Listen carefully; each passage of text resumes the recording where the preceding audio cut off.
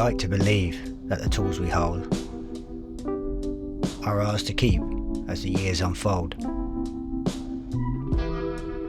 But still remembers each careful hand. Long after we leave, it continues to stand. Perhaps we never own them at all. We answer their rhythm, we learn their call. We care for them briefly, then step aside.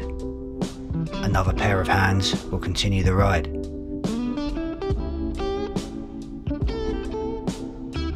This lathe belonged to a man named Chris.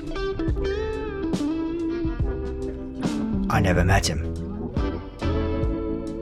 Never heard him speak. Never watched him work, week after week.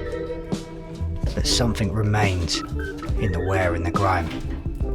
In handles made smooth by the passing of time. In every adjustment, each mark and each scar, you can see where his hands and his standards still are. A man and a machine learn each other well, through movement and pressure, through sound and through smell.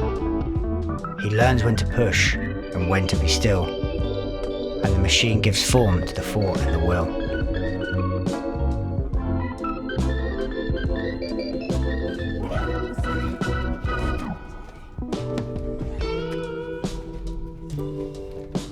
Chris used this lathe until close to the end.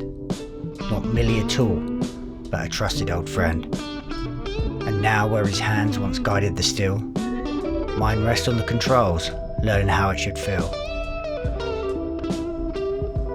These tools are not ours, though we call them our own. We are only ever stewards, they're keeping on loan.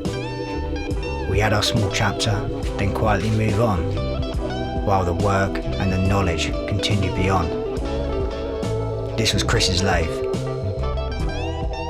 And though his work is done, the duty of its keeping now passes quietly on.